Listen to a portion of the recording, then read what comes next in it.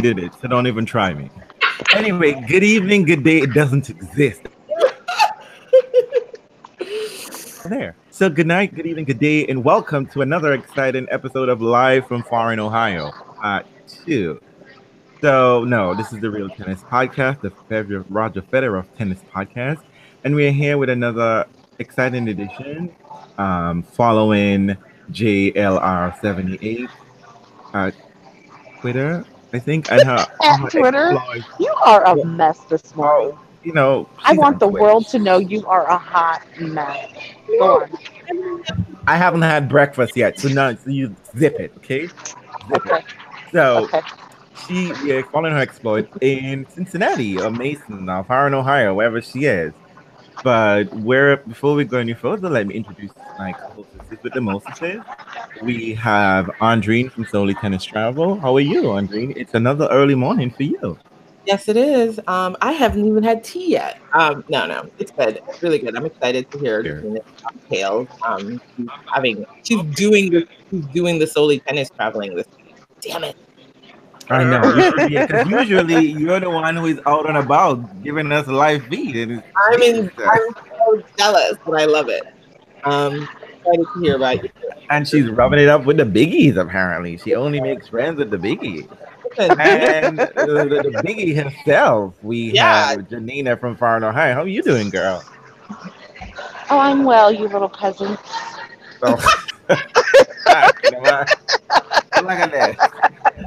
You haven't even been there a week. And look at you, already swollen head, big head. She lives in our room right now. Look at this. Woo, it's going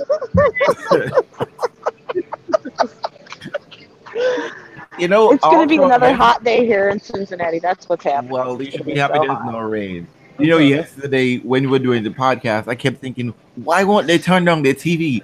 Why won't they turn off the television? What's wrong with these people? You forgot that I was on the ground. Yeah. She can't tell everyone. Why is CC so damn loud? Figured out and it's early in the morning. Well, at least it's not the US Open because they're pumping music as soon as you get there. Yeah, they're pumping music here too. And it seems so loud because I'm sitting right outside of Center Court doing this at this wine bar because it's like one of the few shaded areas that isn't crazy crowded. So I like to spend time here. Now that you mentioned, I have a quick question for you. Oh, and of course, there is Real the homosexual of the podcast. He's here. You mentioned the only shaded area. So now that everyone is talking about roofs and all this, like for stop, that play continues. Are there any areas there that people can shelter rain?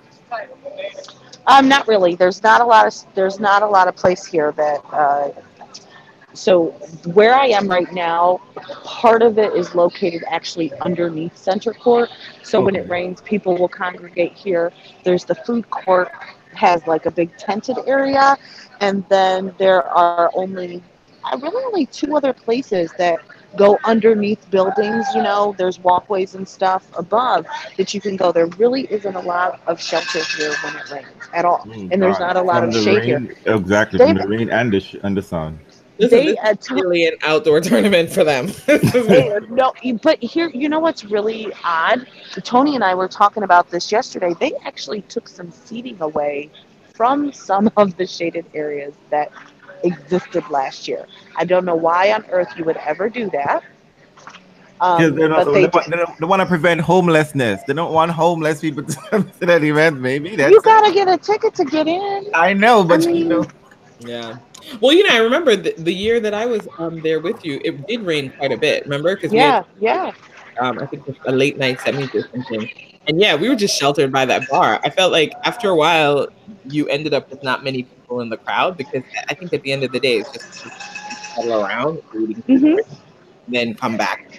So you're just gonna lose some people with the rain. That's just right. And the other you thing are. I've never asked you because everyone who goes there, Andrine is Uber Queen, our Lyft Queen, and Janina drives everywhere, even around the corner.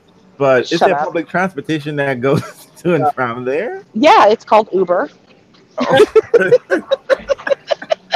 Okay. This city isn't big on like there's not like a huge taxi. There's public transportation's not big. So if you're not driving here, you're either taking an Uber, you're taking a Lyft, or you're staying at a hotel that provides shuttle service for the tournament. Which Yeah. there are quite a few that do that, but the problem with that is you're on somebody else's time schedule. So Yeah. they're only running, Every half every hour. half an hour, every Oh, okay. 15 minutes, and it starts at this time and it ends at this time, and if you don't get it, you've missed it. So I actually, well, I haven't been driving because Chad has been driving, Mr. Thank you, CC CC Smooth. Smooth. That's right. So he's been driving in and out. So I haven't driven here at all. I have taken an Uber a couple times back, which has been fine. But yeah, the parking here isn't great, especially if it rains, because they don't have any paved lots for uh, well, for anyone really. The players' transportation gets to park in a paved lot, and then they have something called a diamond lot, where if you pay literally, I think it's almost $2,000, you can park on this paved lot. That's it. Everywhere else is either grass or gravel, and it's mostly grass. So if it rains, it's wet, it's muddy, cars get stuck. It's disgusting because this area is surrounded by a golf course. So it's very, very green Yeah. and it's messy. So if you don't have to drive in, it's better. It really is Okay. better. And all of the there are no hotels that are like walking distance from the event. No, there aren't that many hotels. I don't know. There's only one or two that are within walking distance, but they sell out really super quick and don't. I feel like I've never ever looked for a hotel to come here and been able to even find an open room for that ever. Yeah. So that's going to take some extreme planning to get one of those. Ooh, Yeah. so since you might miss me on that front, because This I don't isn't New drive. York reels. That's why. No, you just share. You just share an Uber. I mean, Yeah. a Lyft with people. That's probably your best bet. That requires me to like people. Oh, I know. You don't I'm a have to talk regular. to them. It's just like a taxi. Zip it. You're like, are you going to the You tournament? see, in New York City, people respect that. I don't know what happens in foreign Ohio. People get chatty. Like, what are you doing? They Where are you so from? chatty. I hear an You know what? accent. The first Uber that I took the other day, I learned that the guy on his 40th birthday took a private plane to the Bahamas. I mean, you learn all kinds of things taking an Uber. They are chatty. Mm. I ain't trust no one taking planes, okay? Private planes or any kind of planes that your people keep trying to, like, So let's move on. Oh, So, there's Patrick Martoglu. say hey, tell them to get on and say, Ready Roger He's Federer on the podcast. Or phone. Serena's podcast. That would work too. So tell us about yesterday. Yesterday was another So day. yesterday was the all access day for media. You had what they do is they bring in the top eight players from the ATP and the WTA, Mhm. and you get a few minutes with each of them. It was not. I thought it was going to be set up like a traditional press conference where you've got, the table at the front of the room on an elevated platform with, media sitting in chairs. And it wasn't. It was a round table format, which was really nice. So I sat well, first I was kind of like 3, 4 people deep, but I wasn't asking questions, and I knew that if I stayed there, I wasn't going to get engaged. So someone had gotten up from the table, so I said, I'm gonna go take a seat at the table, or else I know I'm not going to talk, and I can't be here and not talk because I'm being judged, and people want to see like, do I deserve to be here, and are we going to let her come back? This is clearly You gotta happening. work for your money. You So I gotta work. so I have to prove. I like that you took a seat at the table, Janina. So I totally took a seat at the table.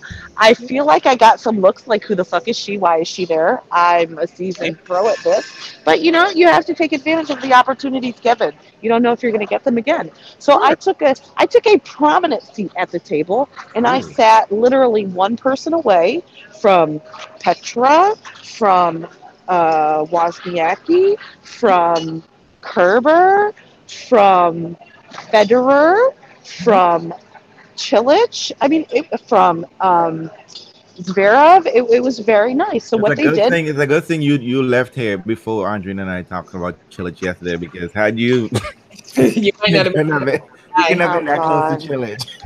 you know what? Let me tell you about the format, and then I'll tell you how I left that place feeling about Chilich.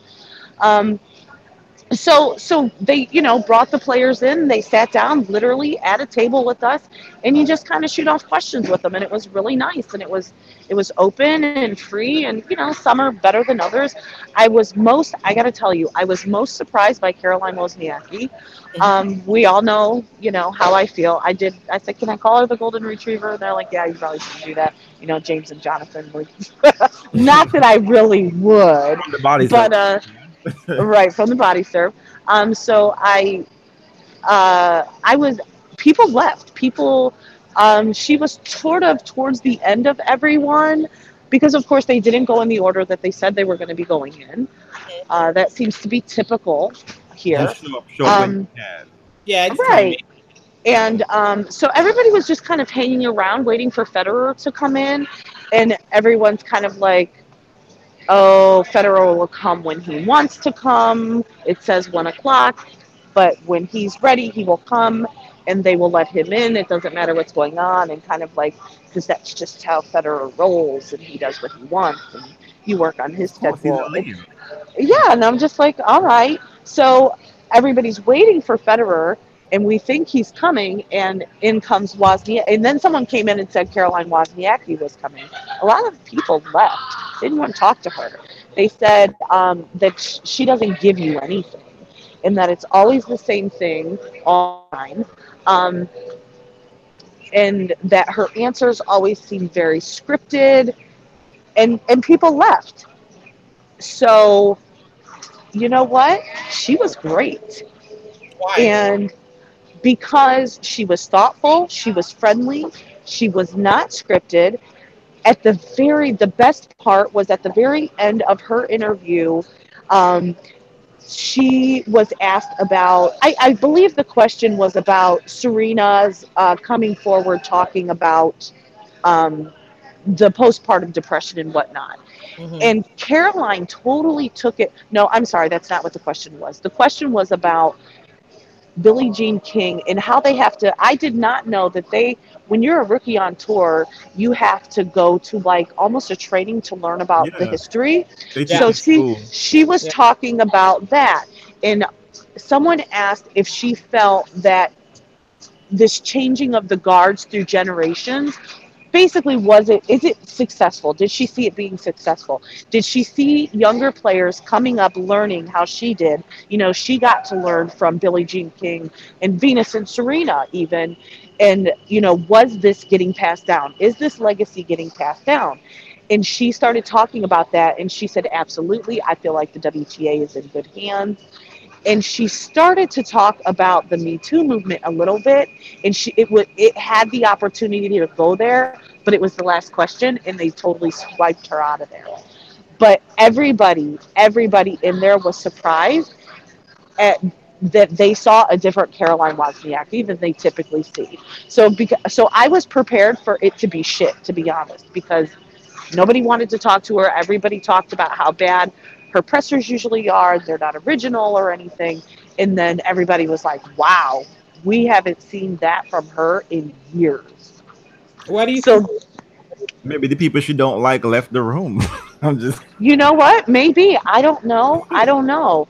I mean, I I, asked her, um, my question for her was about, how does she feel looking at her career as a whole, having finally won that Grand Slam? Did that take some pressure off you? Because she was at the top for a long time, and we yeah. know how people feel about a number one that doesn't have a slam. Don't They say they not how get people slammed. feel. We know how we feel about that. Lots of people feel that way, though, right? And she's like, absolutely. And she did say she thinks it means more now. Yep. So, She I said what? mean, it means more now Okay, that okay. she got it later. She can appreciate it more. Um, Having climbed the rankings, made the journey, fallen, had to get back. all of that stuff means more to you when you've had some trials and tribulations. That's essentially what she said. So it was really good. It was really good. Svitolina is. I think I'm that sorry. good point. I think that means every now and then they should inject new journalists in the space. You never know. It might shake up things a little bit. Yeah, Get yeah, a lot of the old. Especially when it's more What are you doing? colorful. Yeah. Well, yeah. yeah. Mhm. I will tell you that at one point it wasn't yesterday, it was the day before when we were doing the all access media for the coaches, for the WTA coaches. Mhm. I had to stop a minute and I looked around the room and I thought, I mean, I had an active moment and I was like, this is not a diverse enough crowd. There was myself as a black woman, Roz, who is, I'm not going to say what she is because I'm not sure. She is a woman of color. She's from Britain, but I don't know what her ethnicity is. Um, and then there was another younger guy in there who was Asian, who I honestly don't know who he is. And then Mhm. the other guy, Max, Mhm. who is a young Yeah. man of color. Yeah. Other than that, it was a room in Courtney Newen was Yeah. there. Donald Trump was Um, there. yeah, but he wasn't there the whole time. When I had Okay. this thought, he wasn't there. But I'm looking around at everybody in this room, and it was mostly white men. And I'm like, this is part of the reason why you get the same stuff day in and day out. You don't have a diverse set of people to ask questions. If you pull people from different areas, you're gonna have different interests. You just will.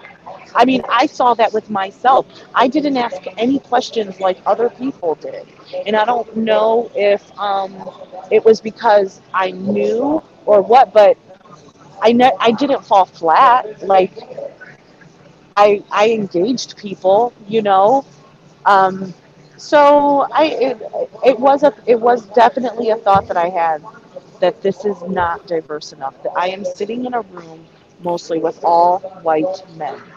Well, the thing that's interesting about that, Janina, is that people don't recognize sometimes that a press conference is actually an interaction.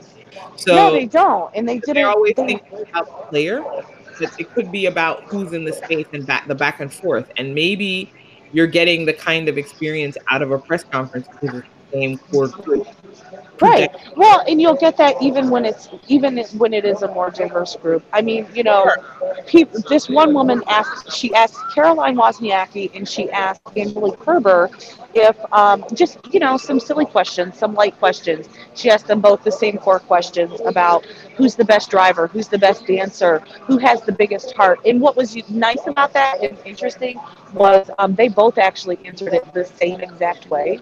But Hmm. those are questions that fans want to hear, and this is an all access hour, right? This Yep. isn't, oh, how was your match? This isn't a post match press conference. And it was fun and it was light. And they did answer it the same way, and they both answered the same players the same way. Um, So but that's there were true. people looking at her like, why are you doing this? And I'm like, Yeah.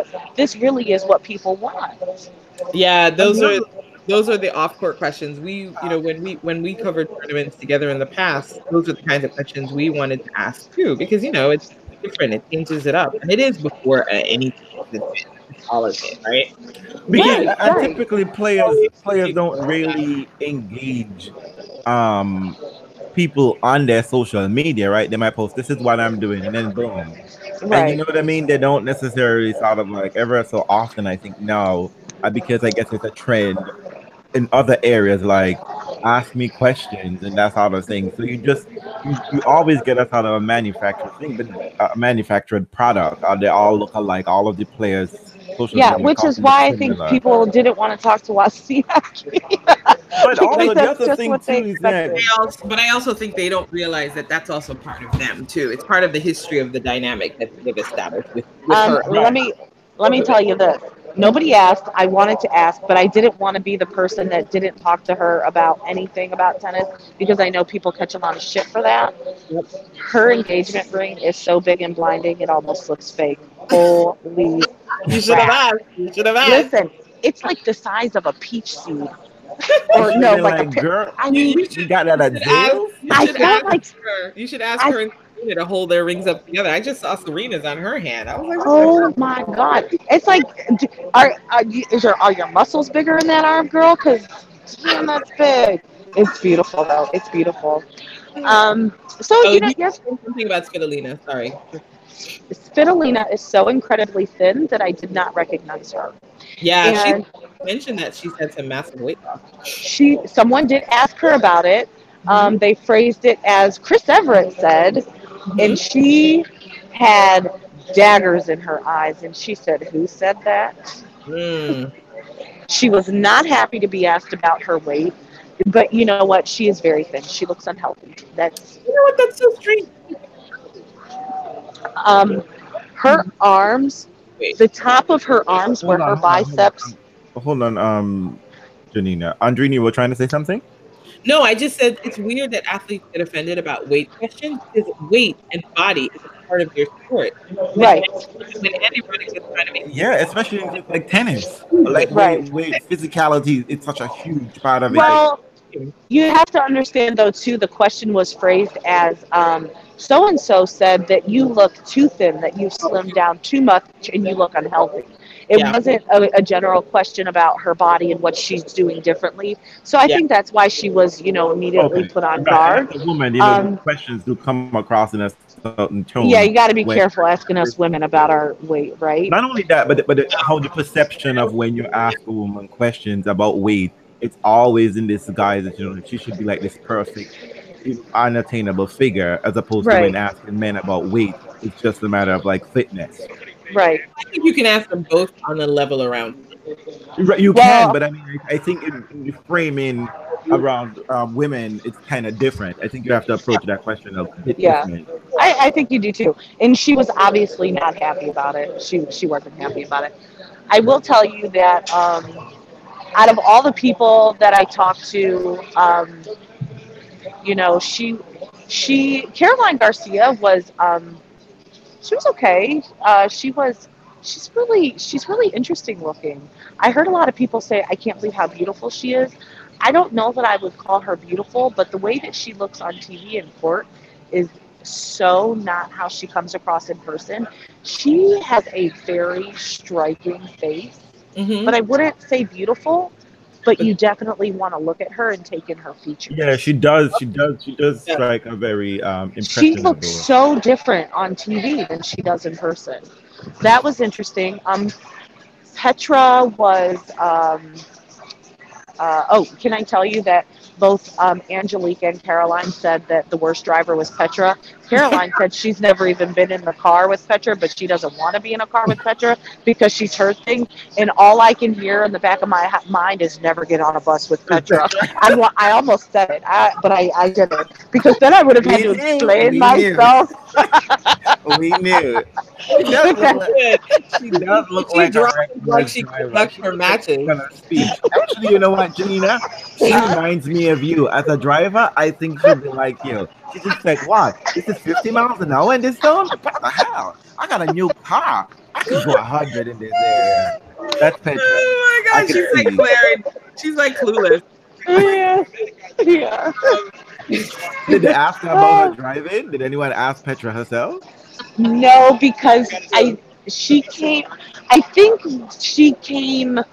It, she didn't come at the right time for that. Like that happened. She was there. I think maybe before those questions were asked. Yeah. Oh, okay. All right. And got I'm very to curious to hear what she got to say. right. Like who's she gonna pick as the worst driver? No, I think she's So gonna how she's gonna defend herself. She's gonna be I like, need her to say me. I'm the worst driver now. Just kidding. so that happened. How about the ATP All Access Hour? How was So that? the ATP, I saw Zverev, talk to him. Um, he is he's a very forthright. I really appreciate that about him. My question to him was about all the rain that they had, and I think I talked about this on our last main podcast when I said I saw him say, "I'm not going back out there to play 2 points Yep. and come sit again." I asked him about that, And I said, do you think that, players should have more input on when you're playing and not playing during, when it's raining? And he looked at me and he goes, we have no input. Yep. He said, none. He said, the only reason that worked out for me is because 30 seconds later it was still raining, so we didn't go. He Yep. said, but we have zero input. And if we refuse to play, we get disqualified. Yeah, Yep. you could be Yeah. defaulted. Yeah, he said, we default. So someone asked him, so are you willing to take that default in order, to not risk injury? And his answer was, it depends on the tournament, which For was sure. really interesting. So, but he said, but look at my brother, who has had 2 broken ribs and an ankle injury, I think, all Mhm. that stemmed from him playing on a wet court. He said, so Wow. you really he's like, it's really sad. He said, but he said, we are the players, we are the ones that have to go out there. This is our career, this is our job, yet we have people who are sitting in chairs and in offices telling us whether or not the surface is safe. He said, it's not right. Yeah, they need So to. Ooh, these young generation. I hope they're feisty enough to play. Well, actually, Yes. I saw that ages ago. I think one of Michael Chang's last French Open, he had to be on the court screen, acting like a petulant child to tell them he is not playing. Like he had to Yeah. really make a big scene That's how because you he end just up like doing I it. can't. You He end up said having I to cannot cross slip the on line. these painted lines for clay. Yeah. And he said, I am not playing. And I mean, this is Michael Chang who won the French Open. And, Right. and Right. and I mean, yes, he was a one slam hit wonder, but he's been to multiple finals. He's been the number 1 player, top player. Like, if he has to be out here fighting for his life Yeah. in the twilight of his career, telling them he can't play, and he's fighting a chain umpire. Like, this is what I find insane. That is the Right. umpire who you have to go through, who is on the ground being like, "Sir, like I don't get this. Yeah. Players need to. I find this, and it's not just this issue we have seen. It's coming up on multiple other fronts in other area of the game where players, despite the fact that the mandate on both of these tours that this is the collaboration and cooperation between players and the organization. This is a Yeah. 50-50 partnership. You realize the players are just a body. Like, Yeah. you Yeah. just need to show up. You're a number just like everybody else in every other corporate Exactly. office. And people So- who don't play the sport. Yeah. I That like was interesting. I like about that. yeah, I like that. When Federer finally showed up, and I don't want to say that we were waiting for him forever, because I really didn't feel like we were, because people were constantly still coming and going. Only when Federer came in did it feel like what I thought a press conference would feel like. That's the only time. And that's not a bad thing, right? No, it's not a bad thing at all. But I've always, and again, tennis is different from other sports. But when you watch, an NFL press conference, the NBA, Major League Baseball, you see reporters kind of fighting for this space to speak, and whose voice is going to be the loudest, who's going to get through first, and whose question is going to be heard. You imagine this time where the athlete stops talking and everybody starts talking again, and who gets through. I imagine it would be that way always, and the only time it was that way was with Roger Federer. The only time you felt like cameras were constantly clicking throughout the whole experience and time was when Federer was there. And Federer walked in. He immediately took control of the room. It was nice. He comes in from the back. Hey, everybody, how are you doing? Thanks for coming. Like, okay. Down. And He's disarming you. He's disarming you with the charm. you know what? But it was nice because he put everybody at ease. He really did. I didn't know how I was going to. I've talked to Roger Federer before as a fan. I didn't know how I was going to react in press. I didn't feel nervous waiting for him. I felt excited, to have the experience, but I didn't know if I was going to be, I didn't know if I was going to freeze. Was I going to have this Wakanda moment? Froze. I didn't, fortunately, and I mean it was fun. Um, I'm sitting next to him and I got my question out there. I didn't have a question for him ready. I really didn't. So as other people were asking questions, I'm like, what am I going to ask? I have to ask. I'm at the table with Roger Federer. I know people want this seat. I got to jump in. Yep. So I totally Googled because I couldn't remember the name of that show that he Yep. did with that bear guy. Bear- Bear Grylls. Guile, Bear Grills, Grylls. whatever. I couldn't remember his name. So other people are asking questions. So I Google Roger Federer Bear Show, and I'm like, that's what it is. And I jumped in there, and I was just like, so how fun was it to do that show with Bear? And then I still didn't know his name. I said, whatever his last name is. And he says, he stops, he looks at me. Federer is great at eye contact and letting you know that he's talking to you. Actually, most players were. That was one thing that was really nice and surprised me as a whole, because you don't typically get to see people's press conferences televised unless you go hunting for them or they're a super big name. Yeah. And a lot of them are like Serena, steel face, look forward, not really looking at anybody unless they're giving you the side eye. You know, Federer was really good about looking at people and engaging them and letting you know that he's talking to you, answering your question, and you have my attention right now. And so I asked him about the show, and he said, you know, that was filmed a year and a half ago. And I said, well, why'd they wait so long to put it out? He goes, I don't know what they're doing. And we're laughing, and he's talking about it. And you know what? He seemed genuinely excited. I don't know if it's excited, they're appreciative to talk about something that maybe he doesn't get asked about day in and day out all the time. And he went on for quite a while, and we laughed. And I was like, I sat there and I was like, holy shit, I'm kind of like bullshitting with Federer. All right, I like this. I like it, you know? So, I mean, that was cool. And You didn't invite yourself over for tea later on with America and the kids? I didn't. I should have. You know? Janina, I totally come should on. have. Can I tell you about Marin Cilic though? Please, Um, please do. I mean, we dragged him Hey, do too. us a salad because we really. I'm gonna do you a. I hope you're gonna redeem it because we got him in a box of shame. We got him in the corner with a box of his head. I have always liked Marin Cilic as a person in Yep. the interactions that I've had with him. I have always thought that he is a very nice man. I have always thought that I've always got the impression that he's shy but friendly if you approach him. Mhm. I've always thought that of him. The moderator came in and said, we're going to have Marin Cilic up next. You're not going to have a lot of time. He's on his way to practice. You're literally going to have like 5 minutes. Wow. Okay? So Boy, you should've Cilic, kept on walking. I can't make it today, people. Cilic comes in. Cilic sits down. Someone, says, go ahead, first question. Crickets. Nothing.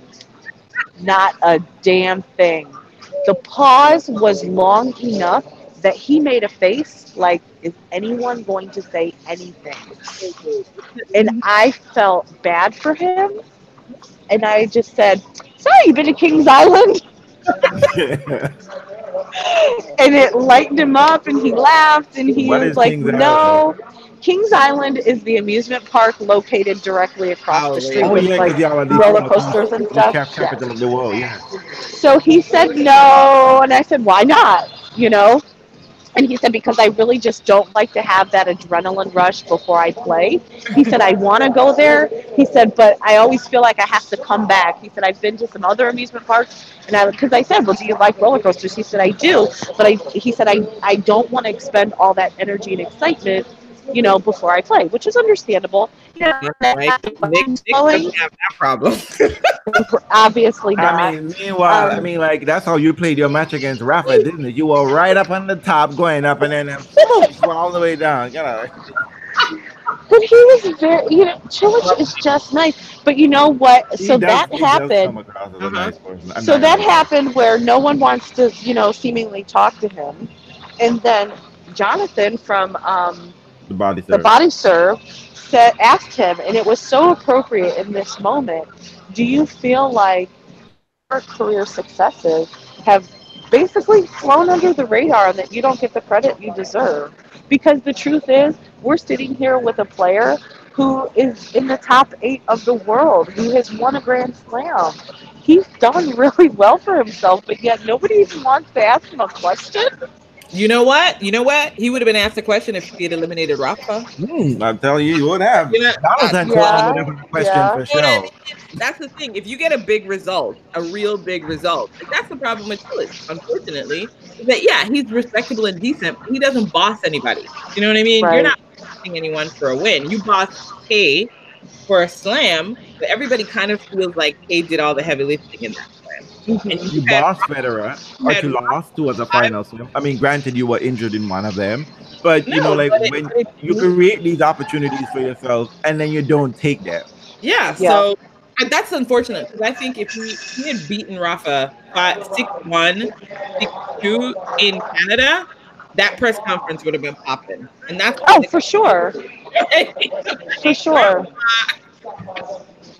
That's too bad though. People got to fake it better. Come on. They do. They do. Come in with he doesn't create his own scene because I assure you, I was there when he won the US Open, and I'm telling you, nothing. There was no buzz until he beat Federer. Well, yeah, it's who you beat in these things. Yeah. But he had played some tough matches though. Like you know, like you know the nature of it. It's not. And he was like so unassuming. He was practicing out. He was playing with his coaches. He was like he does come across as really, really a chill, nice person. But I don't know. I just think people don't know how to engage him, and he doesn't know how to engage people in that way. I think you know what I really. Then people have questions like that, like, what is it like he's to be married right now? Yeah. I didn't know. See, I didn't even know he was married. I think he's genuinely shy. I really do. I think he is just a shy person, and that Federer has said that. He's a very shy and that he's just sort of reserved. So yeah, you know who was fun? Grigor. Well, Grigor was fun. Wait a minute. Grigor is in the top 8 in the world? Apparently, I don't know. He was in that roundtable yesterday. Well, he should because he's also the defending champ. He is the defending champ. But he was fun. He's really chatty. He threw in some swear words, which was surprising. Listen, what's this shit? You know, Grigor was fun. He seems like a fun guy. Yeah, I liked it. I liked him. So before I let you guys go, or do you have any more questions for me that you want to know? Oh, yes, please, Serena. Come on, let's apparently we're all the buzz. So you saw Serena live, and then you watched experience her in her prayer. Yeah. So I watched her play last night. Tony? How was Tony during that match? A hot mess. He always is. Don't ever let him. You know what? I don't even think he would deny it. I don't. He owns that shit. He does. But she looked great. But given what we saw in California against Konta, because she looked great in game 1 too, I said, well, we got to see another one because she won a game, and then she didn't win another one at all, right? So, but she looked great.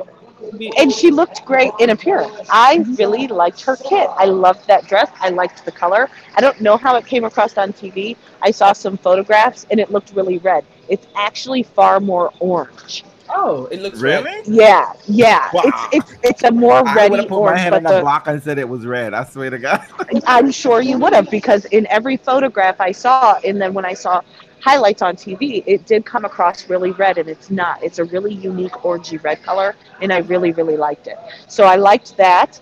She still was wearing some kind of weird, like, tight fishnet thing, but she played really well. She did. And we know Gavrilova can be tricky, and that she's not going to give you much. Serena, when you look at the stats, really didn't play, like, her serve wasn't great. Tony was so excited, though. He's like, look at the serve speed, 111. She's getting there. You know, but she was moving well. She didn't have the return game was on point. She didn't have all those crazy errors where she was just, there were a couple for sure, but where she was hitting the ball way out like she was when she was playing Konta. So that was really nice to see. It was really, really nice to see. And the crowd was good for her, right? The crowd loved her. The crowd does not always love her here. I know. It depends a lot, I think, on who she's playing. One, Yeah. Yeah. but she's just not loved here, and Mhm. it's really too bad. I'm like, you have this great American champion playing on American soil, and she does not get the love that she gets in like New York or you know. uh, it's weird Well, to New me. It's York so has been weird. slow to love her too. Huh? I guess. New York has been slow to love her. Just the same. Don't tell anybody else that though. They're convinced. It's a I whole show different you. story, but Yeah. So live. It ain't pretty, but I can't say that. so the match was good. I didn't watch it all. I watched all of the first set, and it was quick. That's Um, good. and then I left to go check out some of Stan and Diego, and just throwing there. Stan looked really good. He was moving really well. Yeah, Um, he's diving into form. yeah, he looked real good. I like his kit. I like that weird black and gray, whatever it is, and his bright orange shoes. It looks really sweet, especially at night. Um, I do want to tell y'all that Diego Schwartzman is listed on officially on the ATP website as 5'7". That dude is lucky if he's 5'3", and I'm not kidding. I am taller than him, and I am 5'4". Roz said that she is 5'3", and she's pretty sure that she's taller than him. They could take that 5'7" and shove it up somebody's ass and leave it because he is not 5'7". That dude is so small. He is tiny, but the way that he moves and gets around court is amazing. Like he is He's a really robot. fun. Yep. Yes, he is so fun to watch. He is Oh, Keep so him away fun. from Federer. Keep him away from Federer because Oh, Federer man. always trip over these shot guys. He's like this little Speedy Gonzalez, man. Are you saying that because he's Argentine? No, I'm saying it because he's little and quick, and he's like zoom, zoom, zoom. I'm joking. He does me really So well. I Someone gets the didn't ball, he does move very quickly and gets the I ball. I didn't get to watch very much of that match because um, set two of Serena went so quick because I said, Tony, please text me, let me know when this match is over so I can get to the media center. I want to go to her post match press conference. And I didn't know if she is someone who typically, takes an hour to get there or goes straight from the match or whatever. So I needed to be ready. Um, so I really saw like 2 or 3 games of Diego and Wawrinka, and then I had to leave so that I could get to Serena's press conference. So I go to her press conference, and I expected her press conference to look like what Federer's did. I expected it to be a lot of people there. I expected to have to fight for space to speak. I get to the press room, and it was set up like a traditional press conference, the post match ones were, with the table at the front on an elevated platform, the main camera stuff way in the back, and then just chairs set up in rows for the media to sit down. I get in there. There's hardly anybody there. There's maybe 10 people there. Maybe 15 to 20 if you count the people in the back who are there to do video media. Um, Nobody sat in the front row. And I'm like, okay, I guess I'm not going to sit in the front row either. Um, so I sat in the second row. Well, first I sat in the third. I'm like, I'm not sitting back here. I got to move up. So I'm sitting on the end next to James from the Body Serve. We're waiting for her to come. She walks in through the back, comes up, and there's just this hush. And I felt like you could cut the tension with a knife. I felt like people were genuinely intimidated by her, that they did not want to speak. People were raising their hands to talk like they were in school in front of their teacher. There was no jumping out, trying to fight for space to. It was Serena, I have a question. Serena, everybody was super soft spoken. All the people that very boisterous were completely reserved, like, I don't know if I want to go there. Serena comes in, she sits down, she looks at you with a very steel face, no emotion, no expression, like, let's roll. What are you going to throw it at me? What do you got today? What kind of shit do I got to put up with today? That's how she looked. And moderator says first question, nobody jumps out. I mean, I was like, this is Serena Williams, one of the greatest athletes in all of the world, not just tennis. And y'all are afraid to talk to her. They were afraid. That She is has been burnt exactly. by them, and they have been burnt by her.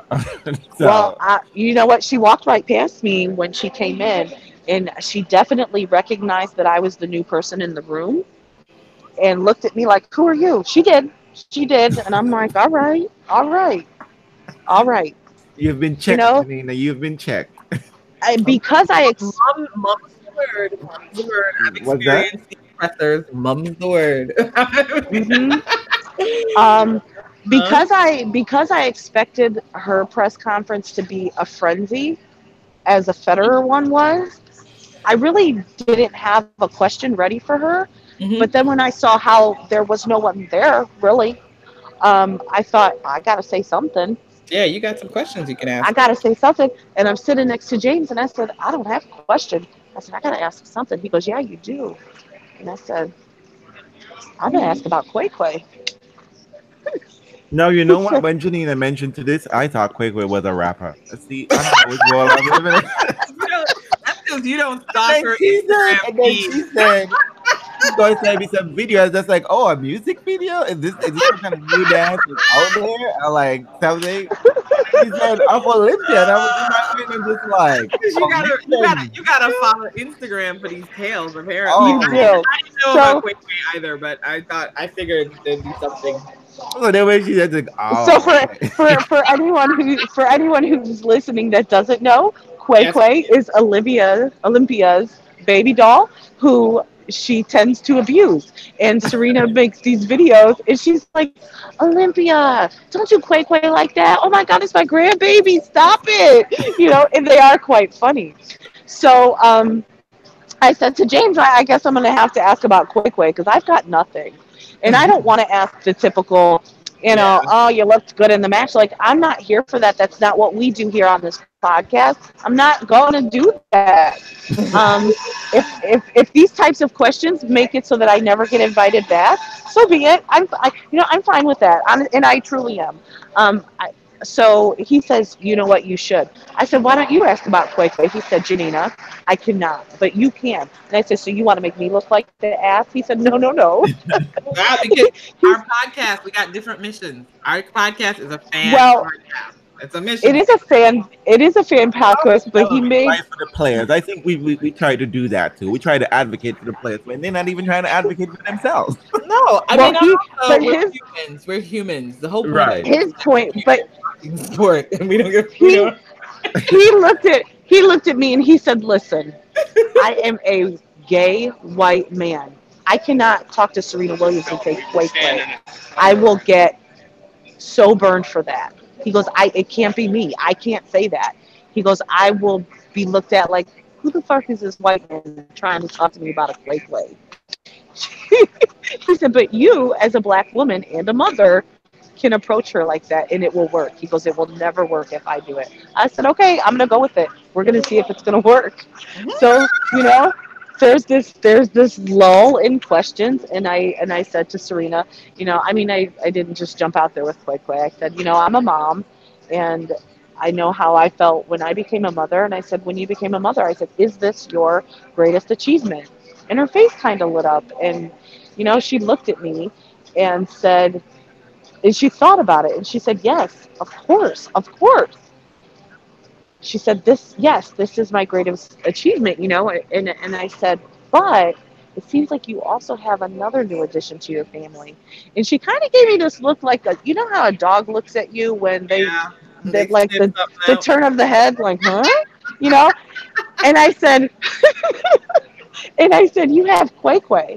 In the room, there was like this like, holy shit, what is gonna happen moment, Mhm. because she didn't respond right away, and then her face just like, there was this smile, and she was like, yes, Quay Quay. And the video from the pressers up, but it went over, it worked. I had someone come up to me afterwards who was working for the tournament, and she said, it took everything out of me to not laugh. I had to remember that I'm here working. I almost snorted. She said that question was great. Her response was great. I am so glad you did that. But it really lightened everything up from there, because I'm telling you, that room was tense as fuck. So that was my, I mean, that was my Maybe experience. these. I think from what you're saying, I think these players are doing this too often. Maybe they don't need to come down after every match, win or lose. Maybe they don't need Yeah. to, I actually like do. I every think they big should. I think tournament, they they need to should. have like one of these things all the time. I It agree. I think becomes the whole draining and strategy. frustrating because I mean they've answered that Yeah, question a million times. So because now in the U.S. Open, someone's gonna ask about Quay Quay, and then it's gonna be like a whole feature story. You know what I mean? It's Yeah. gonna be like yeah. Well, you know what? They can thank me later. true. They can thank us. They can No, send but us you a know what check. they do though? They do need to rethink the pressers. I mean, I just Yeah. think the idea of always having a press conference after every single match, it doesn't make sense to me. Or like figuring out No, who. because they play far too frequently. Yeah, They play Yeah. far too frequently. too much. Yeah, I don't. That's why I'm always impressed by journalists because I'm like, really, you guys aren't bored by this already? Yeah. But because it's the same. It's the same questions over and over. How many times Mhm. can you do it? I mean, I think Yeah. there was somebody tossed out the idea that you start interviewing players from the quarterfinals on. Maybe you focus on brand new players initially in the early round. Yeah. Something, shake it up a little bit, mix And it you know up. what? If you actually did that, the people that cover tennis would actually have time to watch the tennis. Because I I'm think so. telling you, when this is your job, like I told you guys yesterday, I am not going to do what I did yesterday. I am not going to spend all my time in the media center and not watch any tennis. I'm here to watch tennis. Okay, I didn't spend all of my time in the media center, but you know what? I spent a good 3 hours. I did. And I didn't want to, but I did. Like I didn't want to, but I did want to. I wanted Yeah. You wanted to to enjoy get my best of both. questions there Right. and get in there and be a part of it. Um, for us, and but I'm here to watch tennis. Hmm. And the people that do this and this is their job and this is how they make their living, they're not watching tennis. And if It's they hard are, they are sitting in a cubicle watching it watching on it on a screen. TV. Yeah, That's Well, and that's tough. what yeah. I find interesting about the whole thing, I mean, like, and I've sort of done this, but it's just that, especially the established journalists who've been around and the players all know them. If I see these players so often and I have to do the same thing and trying to follow the same 8 people, 16 people, top 8 men and top 8 women, I would be down on board by that and I will try to find new stories. There's so many players on the ATP that will be interesting. I want to know about Ivo Karlovic. He's married to a Right. Jamaican. How is Yeah. that going? Like, how did that Yeah. happen? You know what I mean? Like, I mean, there's so many players from certain blocks and parts of the world. I mean, there's so much political and tension and going on in the world. Like, come on now. Players travel from one country and represent another country. So many stories there are there to tell. So many different Hmm. people. Look, we find out Petra can't even drive. I wonder, and what's her name? Kimito Date Kim could bake. You know what? Had I found out Yeah. another journalist she could bake, we would have done a cooking show. We would have done Yeah. a recipe. I Something like that would mean, have been so yeah. cool. And it just kind of Yeah. like, nope. Serena, how was your forehand today? Raja, how was that backhand working? How did it feel in that tension when it was up 5-1 and you were down 40? What made the difference? God Yeah. damn. That is, oof. It does get boring for sure. It does So get repetitive, I would say, but one and the same call thing. call a spade a spade. It was Well, I don't boring. want It to say gets boring boring. in case he might come back and they're listening. And they'll be like, if she said this is Listen, boring, fuck you her. know what? Let them listen and let me bring something fresh and new because that's what I feel like I did. I do, and I don't say that with a big head, but I know that I did not speak to them in any way that it wasn't the same things that other people were asking ever. And sometimes it was tennis stuff, but it was still a different question. And my overall impression was that it was well received by the players and by the coaches. Cool. So what's on? So other than Serena and Stan yesterday, who did you see? I saw David Ferrer and Did Benoit everybody Paire. understand? Did everybody I'm sorry, but did everybody do what? Did everybody everybody understand? understand that that was probably the last time they see him here? Is that what you're saying? Yeah. Yeah, there was. So when that match was over and he was walking up, everybody got up and clapped for him and just yelling, "Thank you, David. Thank you. We love you." And you don't see that in a first round match. I mean, it wasn't just like we love David Ferrer. People definitely were acknowledging that he's not going to be back here. Mm-hmm. And I mean, So- usually David Ferrer would handle someone like Benoit Paire, even if it's 5 hours. He would handle him.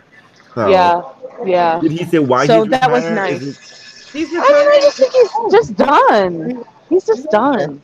No, he's Huh? retiring. He's going to retire in Madrid or Barcelona next year. Next year. Okay. Yeah.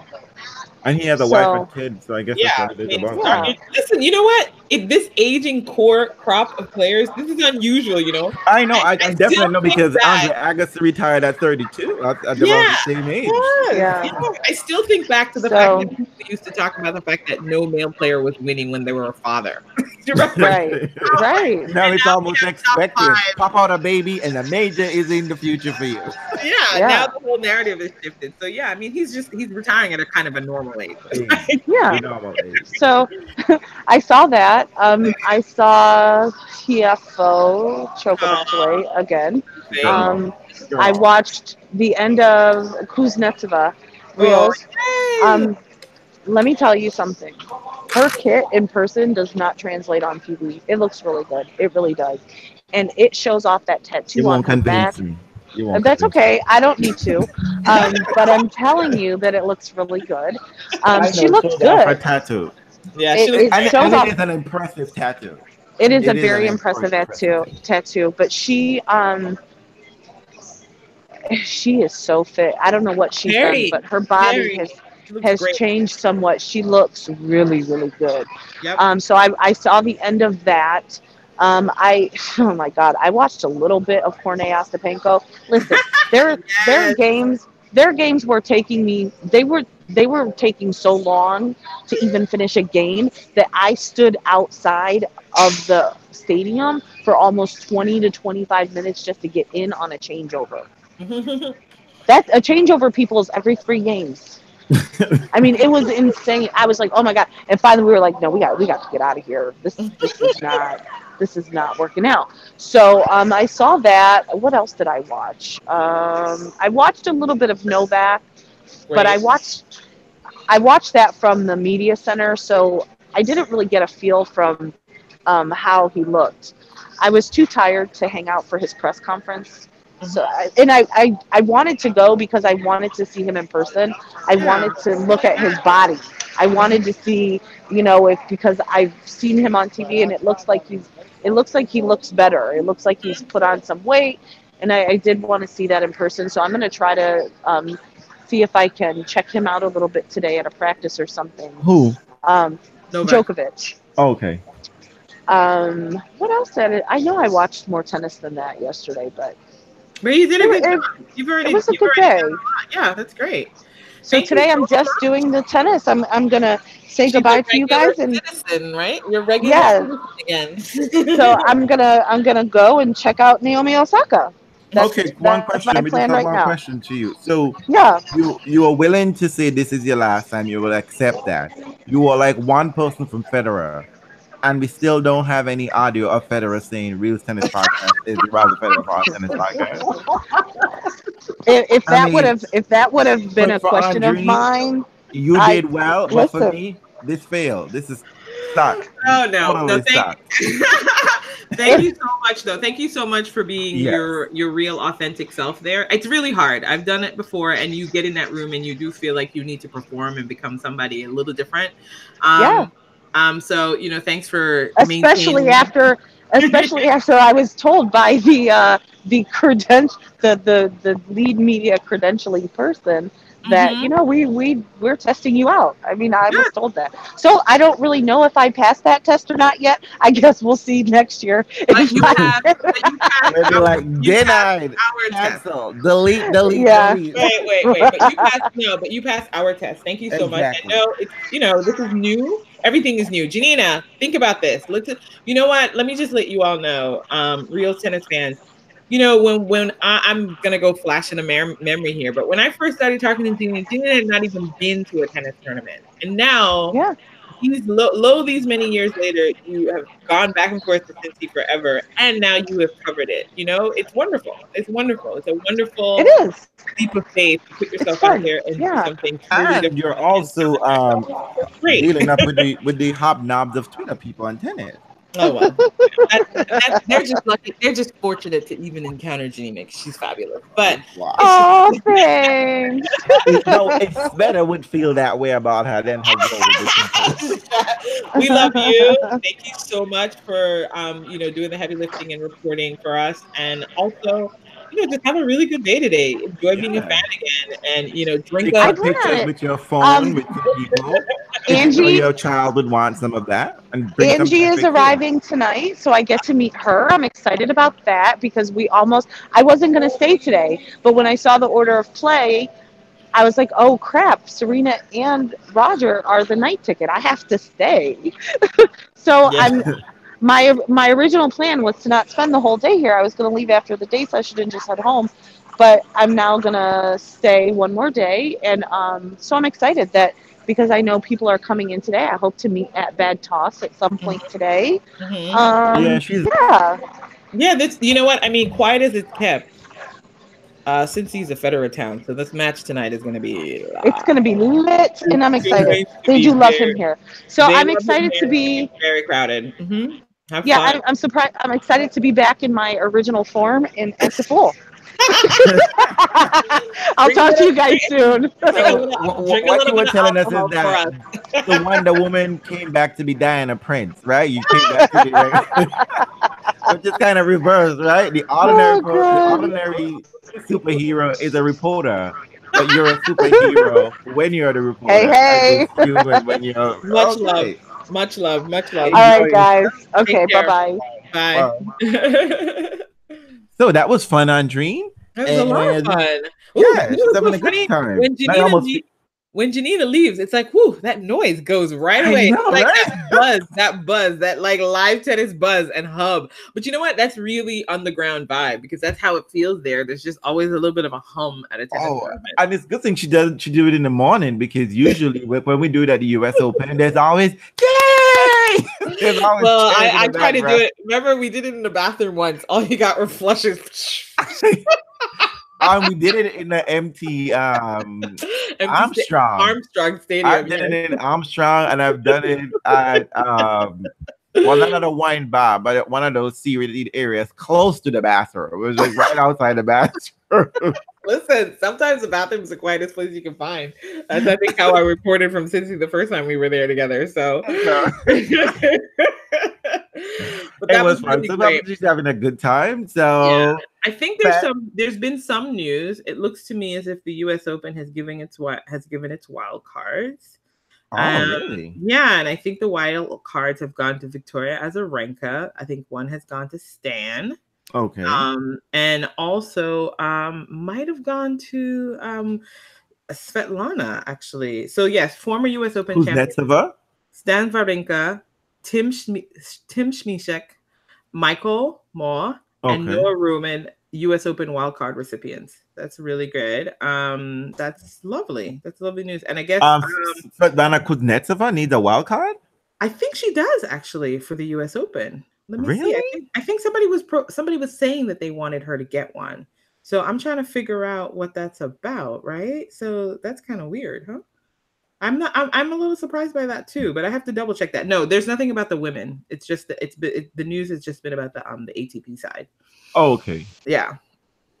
So so there Donald Young needs a wild card for qualifying. Well, that's not surprising. He's about 1-7 for the year. He barely won any match. It's so funny because he's been doing so well. It's kind of strange to me that he's kind of back and forth. You know what I mean? Huh. No, I mean, but if you consider the Yeah. his career in a whole, he's had like moments at a tournament, but it's never been anything sustaining, anything week to week. Week to week. And I really don't understand how is it he's not Do you know what? I have to say we got to go back to the fact that didn't he turn down the chance to go train with Rafa? Yeah, I mean, I've heard that bit too, but it's like, and I remember I spoke to him at one time, I think it's 2015, and he said, you know, and funny enough, I remember when he played his first US Open. I was literally there when he played his first. I was at his match, and it was so crazy. Everyone was just like, "Who is he? What's his name?" I just like, there's a screen that has Donald Young. Why are we confused about this concept?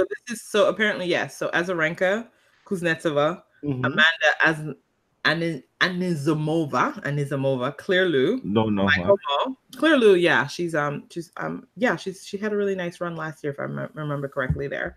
I think she comes out of juniors. And then Noah Rubin. They've got US Open main draw wild cards. I think the Rubin one's a bit wasted, but me too, but you know. what you And Michael Moore wasted his opportunity yesterday. Another one of these American players who, you know, who we want to like, had a match on their racket and then just totally collapsed. Him and do you know Francis. I know you like to track the Frenchies. Do you know the French teenager Corentin Moutet? I think Moutet. I don't know. Don't know him. He's the French teenager who got the wild card because you know they've got the agreement and the Australian right, which is only fair because I mean America can't apparently. Jason Kubler has also received the wild card, so I don't know. I think is another wasted one too, though. I'm not like. I gotta say that. Yeah, I know. Sometimes it's a little bit weird to me. The French woman that got it was Harmony Tan, and the Australian woman who's going to get it, they have a playoff. So that person who wins that is going to get that. I think it's England who don't give a shit and give anybody they want to give it to. Which sounds fair. Well, I think the French and the US, the French and the Aussies have their own thing. But I didn't know that. You know what? Kuznetsova, her ranking is 88. So that's why she needed. And Azarenka. No, she don't need one because the cutoff point is 110. They both need it. What? Oh, but you know what? This is it. Both a major has 132 players, and wait, let me explain. Both are currently ranked high enough to have received direct entry into the main draw had the cutoff line deadline been today. But they were ranking cutoff points on the July 16th deadline. So unfortunately for them, they both worked their way up. Or fortunately, or whatever. Unfortunately for the other people who might have been able to get wild cards, right? But they were ranked outside of the 100. I find that really odd because because you're announcing it today anyway. So you know what I mean? Sort of funny, yeah, I know. You're announcing it today anyway. It's not like you picked the wild card people on July 16th. So to me, that just seemed like you don't want to give it to people. Yeah. Oh, and also remember the exciting news is Asia Muhammad, she was able to get in to the US Open direct entrant. No, because she won the wild card challenge standing. Yes. Well, that's good. I mean, there are some buzz. I'm really hoping that Azarenka is back on her feet and she's back to some kind of winning ways because the US Open is probably terror because for 3 consecutive years she's faced Serena Williams and she was the hot favorite to win. 2011, 12, and 13, and especially 12. She should have won that match. I know. That was for our purpose. We're also excited because Coco Gauff has gotten a U.S. Open wildcard qualifying, so she's going to be in the juniors tournament. That is, I think, is so you hopefully get a chance to go see her at wild. Well, I actually thought that she should have get that wild card. Like she should have been direct entrant in the try to give her in because It's probably good for her though to play herself into form. She's going to play the juniors tournament anyway, right? So. Well, yeah, but I think but remember, a lot of these players don't get that experience on the main tour as they did like 10, 15 years ago because they can't play. They're too young. I think you know what I have to say. I think they're directing her career nicely, keeping it very slow and steady. I think her doing qualifying at the U.S. Open is good. She'll get used to the surface. I mean, not the surface, but she'll get used to the whole circumstance. And play some of the big girls and whatever. Solid players. Build her way up. Because she's already guaranteed in the U.S. Juniors, right? So it's like it feels like this is like another perk as opposed to if she just gets direct entried in, she's playing somebody right off the bat that may kick her butt. You know what I mean? It's right. Because she has to learn how to manage matches because she lost that juniors match when she was managing it well, and then all of a sudden just collapsed. Yeah. So that's what I went. I think because 15, 20 years ago, players were already in the top play. Yeah, same age. So she at 17, at 18, getting a wild card. They're like, girl, why can't you qualify on your own? You should have already been here. So I do think WTA sort of need to look into ways and restricting some of those things, and maybe not necessarily that the international tournaments Mm-hmm. like the 125K or whatever they call them, they Mm-hmm. should get a lot more junior players involved in those so Mm-hmm. that they could be a healthy mix, so that they can have that experience of playing top level players, like players who are officially on the tour. Because that's why I think the women are struggling per se. We're not seeing any phenom because a lot of them don't have the experience, and it's the when they're in their mid 20s where they're seeming to really like. And you heard them saying, "Oh, I finally figured it out now." You know what I mean? It finally started to click.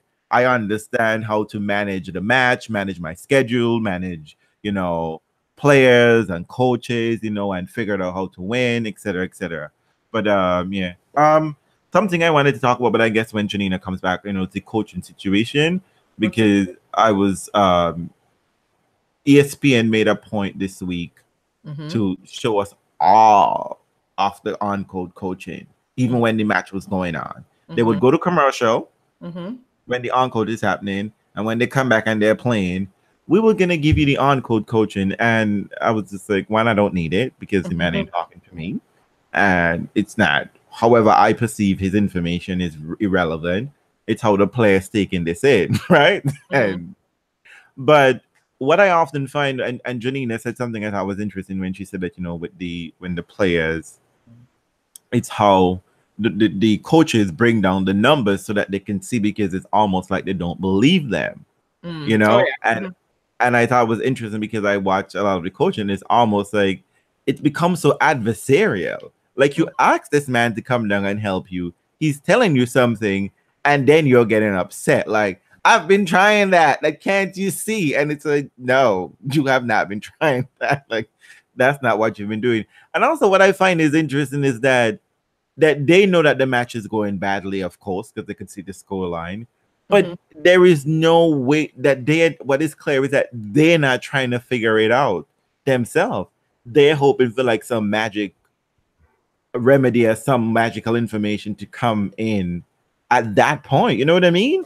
Like, you should have been trying to figure that out when whatever game plan you had coming into the match wasn't working. Yeah. You know what I mean? I'll find out how to, because, and this is why I respect, and this is why I hear the older players saying, like, no, I don't need coaching because, I got to figure this out.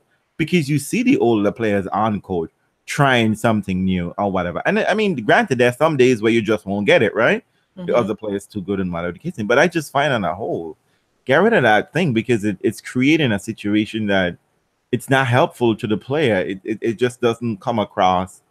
There is no, it's like, even like when you're parenting or like your mother is trying to talk to you and you're upset with her, nothing she's telling you, you're just paying attention to. Like, even when, she's telling you something for your own good, you're just like, whatever, like, because all I want you to do, basically, because the first thing the players need is to the coach come down and tell them, you know what, it's shitty, it sucks, you need a hug, it's gonna be okay. You know what I mean? But that's not gonna happen, right? That's generally what anybody needs if they're sucking at their job, right? If your coworker is doing bad at the job, the first thing you won't be like, yeah, girl, you're doing this wrong, whatever, yada, yada. You're gonna be like, it's okay.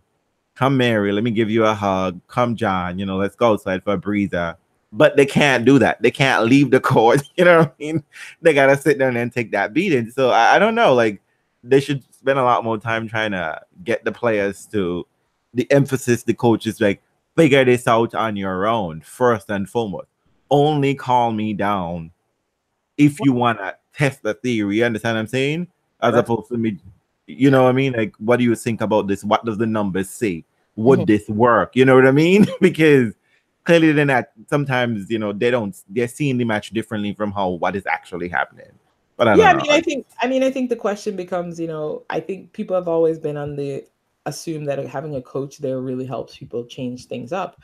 But I mean, one of the things that's already clear is that even the player is seeing the game very differently when they're immersed in it. So first, as a coach, you have to do so many things. First, you have to convince them that they're doing something differently than they believe they're doing. So that's one task. Right. You know what I mean? And then the second thing then is like, once you've got them convinced, then you need to convince them to shift into some other space. So I think the question of like, and you don't have enough time to do that. Yeah, exactly. There's a lot that has to be accomplished. And so it almost feels like it almost feels like you have to prepare yourself for on-court coaching as part of the coaching job. Like, yeah, that's a strategy. There's a strategy you have to develop, because here's the other thing too. And I mean, like, I don't assume that there might be abuse, but let's say, we are friends and, whatever, how we might communicate with each other in public space, in, private, be like, bitch, what the fuck are you doing? Get your shit together. You know what I'm saying? That might be, that's something that is how what they do. But they also have to figure out a language or a way of a communicative manner that's going to be TV friendly, because they're going to be judged for that, and that's going to become an issue. I'm not saying it's going to be like Coach K, not Coach K, Bobby Knight, that K. It's gonna be that kind of level of abusive. Like, look at you, you're a piece of shit. I like, Allison Risk would be like, it's gonna be, but I mean, like, come on now. I am sure this is not how they talk to each other while they're on the practice court by themselves. You understand? In their private music, there is a different way, but there's TV camera, there's a mic, because Kamal Murray, when he spoke to Salone during the semifinal, he didn't put his mic on. Yeah. And that's the first thing Pammy said. Like, oh, we got to remind Kamal that, part of the rule is that.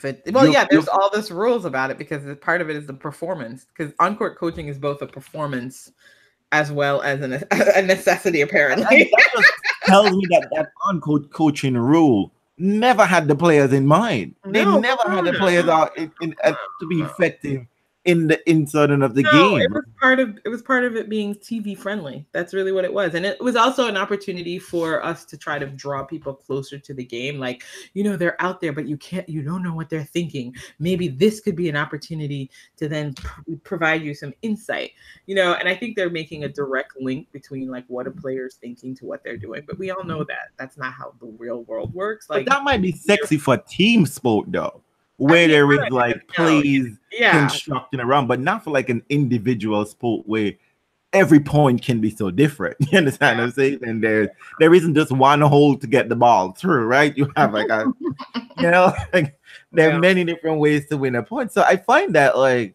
God, it's just. I think the through line people are expecting to have happen from coach to player is maybe not quite as obvious as they think it will be.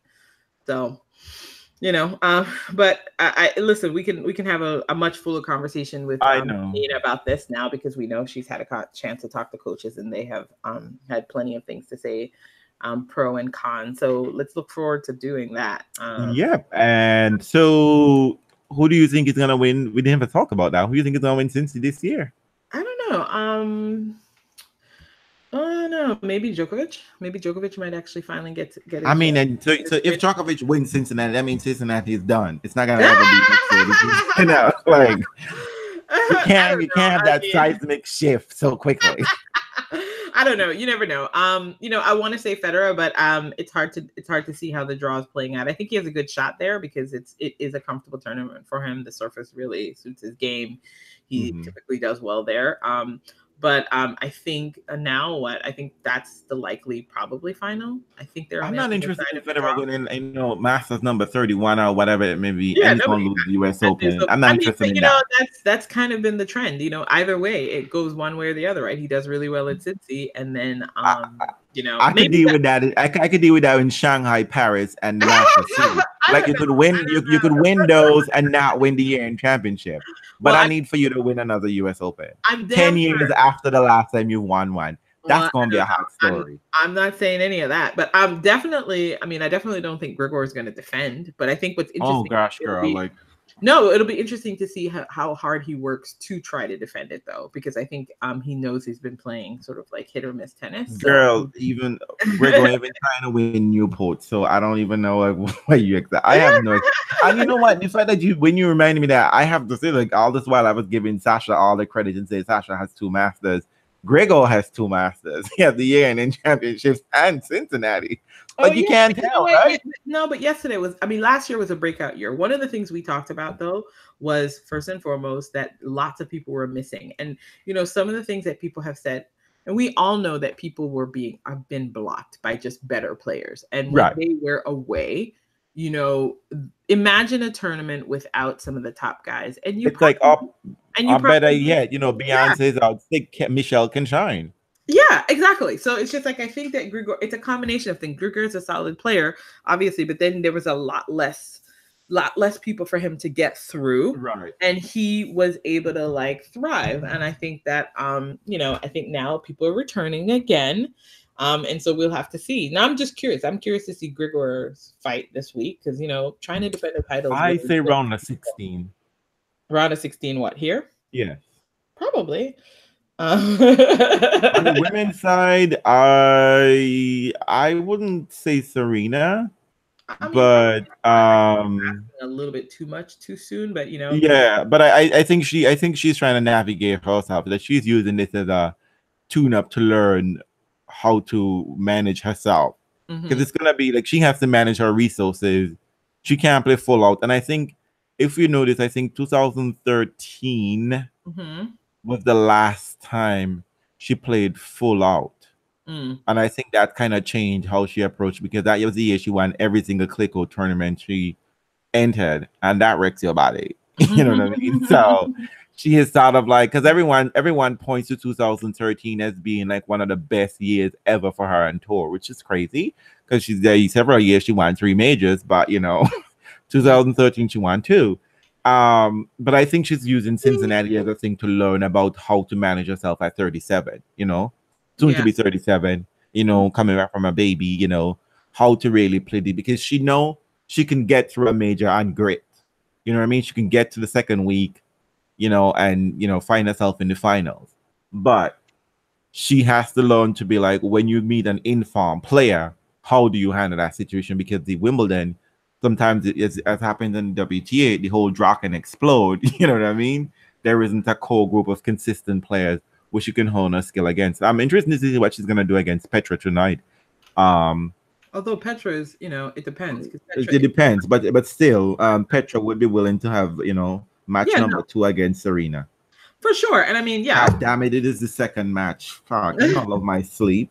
Listen, yeah. I mean, fine. Actually, I'm probably gonna miss the Federer match and catch this match because the Federer match is starting at 4 o'clock our time. Chung, why is Stock up 5-2 and solving for the set? Chung, you better handle the situation. I can't have you losing to Magma. I'm thinking Kerber takes this one. I think Kerber has a good chance of emerging Cincy. I'm just taking a look at the draw to be clearer. So Kerber, I think, will probably do well. You've got Federer going through. It's a tricky situation. There's a possibility of a Federer versus Del Potro at some point, but for some reason, I don't know. I think Del Potro is a little shaky, so who knows? I don't know. I guess what you end up with is you will probably end up with your Federer, possible Federer versus Nole final. That's possible. It looks like. You think you think one of them is gonna take out Zverev? Sasha? I mean, it's either Sasha. I think Nole has to play Sasha in the semis if that's the way the draw sets up. Well, let me see how that. I'll pull up the draw. Yeah, if you look at the draw, it's Sasha. If you go all the way to the quarters, it would be, if seeds hold, it would be Sasha versus Cilic, and then it would be Grigor versus possibly Novak if he does what he needs to do. Well, no, actually, no. Delpo is in. Yeah, and then it would be Anderson versus Del Potro in 1 quarter, and then Dominic Thiem versus. Oh yeah, well they go. That ain't happening. I'll be excited for Kay to meet Federer. I'd like Kay to beat Stan for sure. No time for any Stan Federer angst right now. We can say that in New York. Merkel will not have it. That's so her personal assistant Andre. Look, I can't. Like, no, oh yes, Stan, Delpo and Federer would meet in the semis. In the semis, if they both get there. Why am I not seeing Novak? Novak's at the top, remember, because he's in 10th. So he's 10th. So really what has to happen is Grigor has to beat Novak to get even to the quarters. Yes, actually he does. Yeah, he has to, so he might trip over Misha Demers. So Grigor, I'm sure you're getting out the second round either. Wow. No, I think he'll get through. I think he'll get through Zumar. Zumar. I think he'll get through Zumar. So then that and Cilic might be catching off or whatever. Okay. Yeah, it's an interesting draw. I mean, we've been Yeah, there are some interesting men's matches here. I mean, they usually there's some are, but but potential. they always fall over the way, when it comes to the big time. Well, yeah. But anyway, exactly. So we don't know. let's not make this into another real long podcast. I know you Nope. like Let's what, do it. 8:00 your time or something like that, 9:00. Yeah, we're good. We're good. Just a little bit beyond Janina leaving. So yeah. thank you all So for she was just like, listening. these bitches talk a whole hour after I left. Nope. Let's do it. Okay then. So this is part 2. There might be part 3. There will definitely be a part 3. There might be a part 4 if Reels can get technically savvy. But if I can't figure it out, people, you just gotta deal with 3 podcasts about Cincinnati Masters and the adventures of Janina in foreign Ohio. Yeah. So have a good day, folks. Don't forget to comment below. And hey, all the peekaboo bitches who are watching our podcast and not say anything, please enjoy. Thank you.